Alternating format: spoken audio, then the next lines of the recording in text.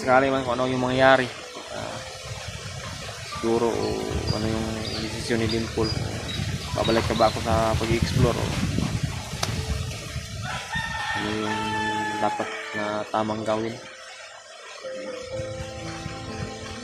Balik ba ako kasi yung katawan ko talaga parang bumibigay na.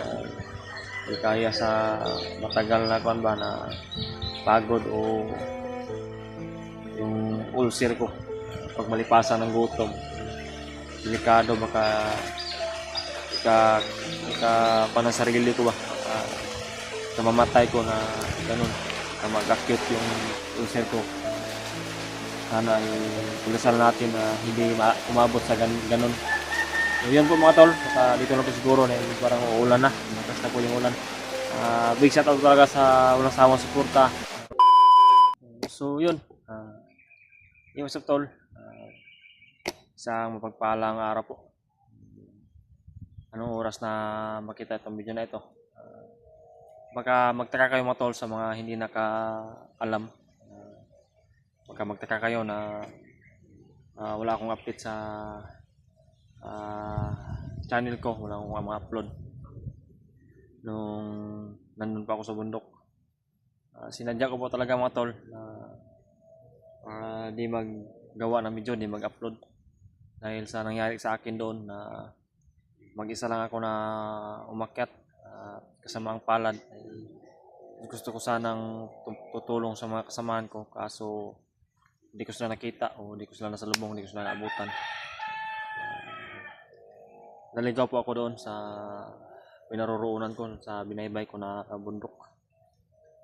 Lagi ko rin pong pasasalamat mga tol. Nabalitaan ko. Baka sinadya din po ng Panginoon na ganun na maligaw ako doon. Dahil yung kasamahan ko ay pababa na rin pala. Ligtas na si Brad Ray nung papunta pa ako doon. Kaya siguro ganun yung nangyari sa akin na naligaw ako para di ako mapahamak kung saan man ako mapadpad. Baka mapadpad mo ako sa location nila. Maraming kalaban na naka-alerto doon.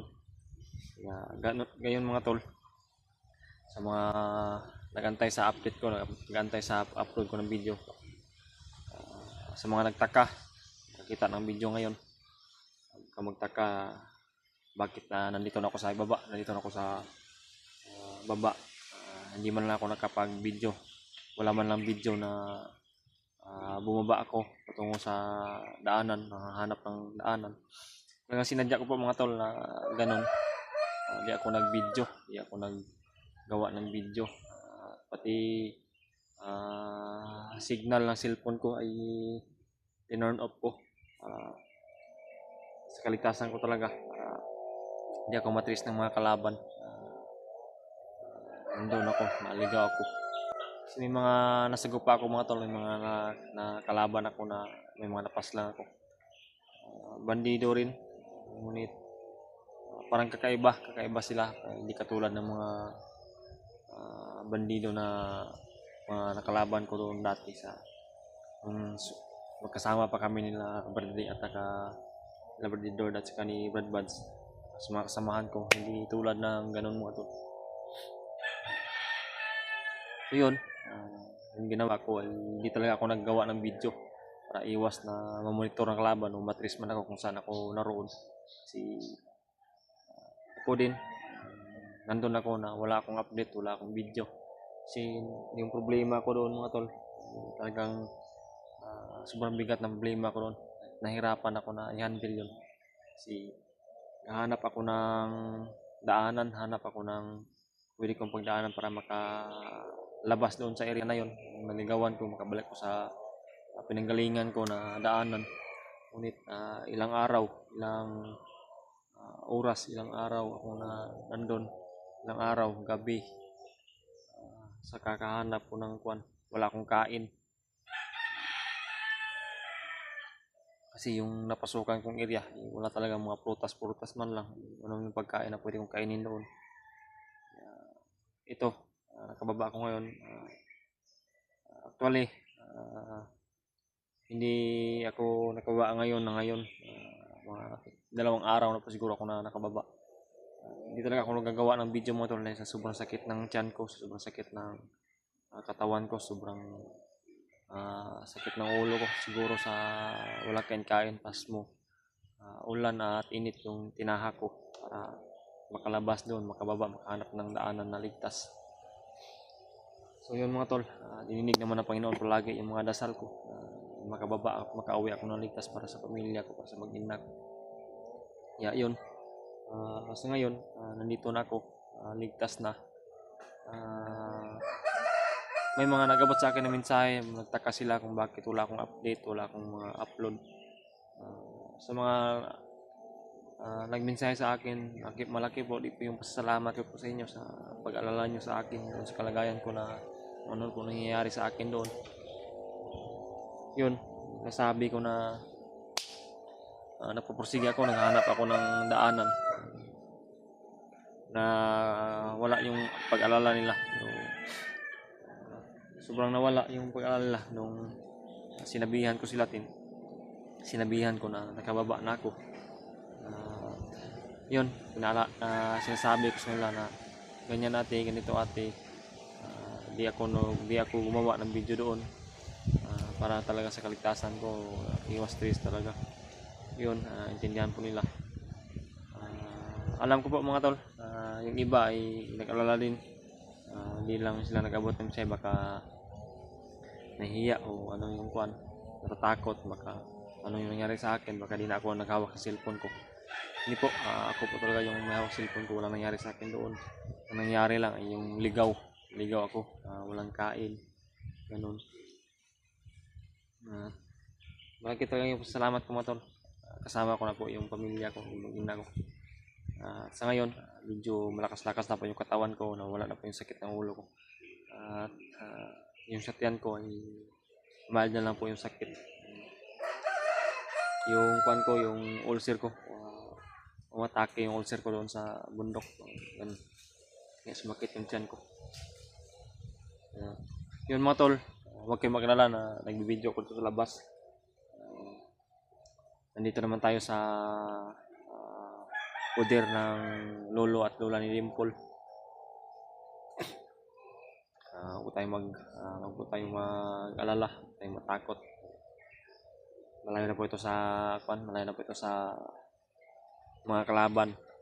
Hindi tayo matitris mga tol. Kasi may malapit na dito, may malapit na kampo ng militar. Nandun si Cyrus. Nandito si Cyrus. Ano yun? Hi ka. Hi.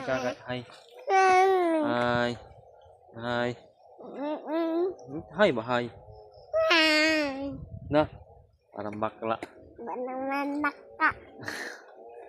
Yun, ito si Cyrus. Masaya siya.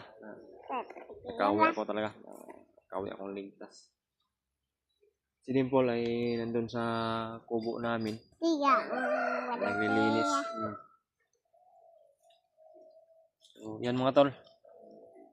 Hindi lang talaga ako nakasama sa mga kasamahan ko. Nag-update sila sa nung kay Bade, yung niligtas nila sa yung tauhan ni Bangkil, yung bata. Niligtas nila, hindi talaga ako nakapasyal sa kanila, hindi talaga ako nakasama. Ayun, sa katawan ko talaga, di kaya na sumama sa kanila dahil sa sitwasyon na nire-recover ko pa yung katawan ko dahil sa pasmo siguro, sa lipas gutom ba, lipas kain ba. Yun. Nakaintindi naman po sila sa kalagayan ko. Alam nila na di pa talaga ako makasama sa kanila. Ganun. Mag-update. Saka doon ka Bangkil, hindi ko pa na-meet si Bangkil na kami talaga yung nagkikita personal. So, kita nyo naman sa video, tinignan ko naman yung video nila. Talagang napakabuting tao talaga ni Bangkil na nagbagong buhay siya. May special pa siya na kakayahan na manggamot. May kakayahan siya na pwede manggamot. May sakit siguro yan. Ano yan. Basta, yun yung nalalaman kung nakikita ko sa mga video nila. pagka-update nila. Masaya nga ako mga tol sa nakita ko ang mga video nila na gano'n nagsasaya sila. Problema hindi tayo makasama sa kalagayan natin, so lagi talaga yung pasalamat, ano, sobrang blessed talaga na nakababa ako ng ligtas ngayon nandito. Tsaka po pala mga tol, shoutout po pala sa mga silent viewers natin dyan, solid supporters na Team Pogi. Sa mga solid supporters ko, big shoutout po. Maraming salamat talaga sa walang sawang suporta sa akin kahit na ganito yung kalagayan natin. Wala akong masyado na update, hindi ako nakapag-update na masyado dahil sa sitwasyon ko dito, problema talaga. Yun, shoutout nga po pala na Mami Victoria, Mami Tita Rosie, Tita Hilma, Mami Bibs Bayugos, Maria Teresa Bayugos, shoutout po. Kay Ate Mirna, especially big shoutout po ate, ingat ka po lagi dyan. Salamat sa mga suporta mo talaga sa amin.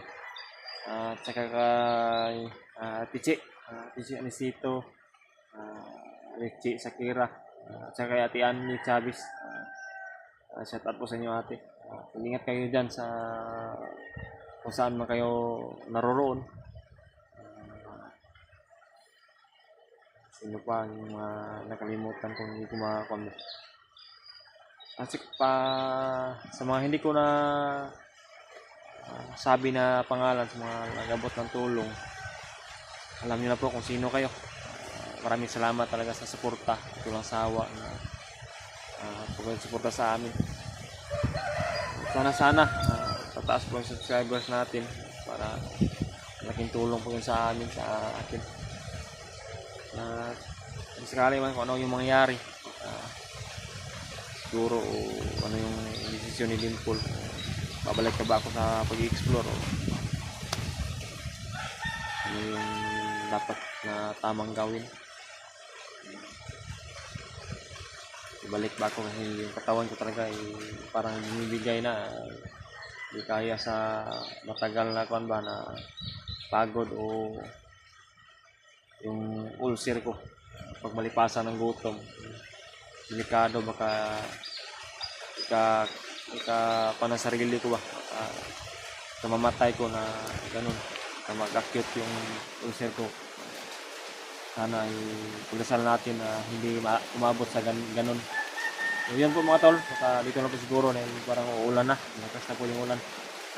Big shoutout talaga sa walang sawang suporta. See you to the next update po. Nagawa ko ng video. Sana suportahan niyo po ako palagi kahit ano yung desisyon ng asawa ko, ano yung desisyon ng mag-ina ko. Sana nandyan pa rin po yung suportahan niyo sa akin, sa amin. So yun lang. Maraming salamat talaga sa walang sawang suporta. Ganito lang po. Bye bye po.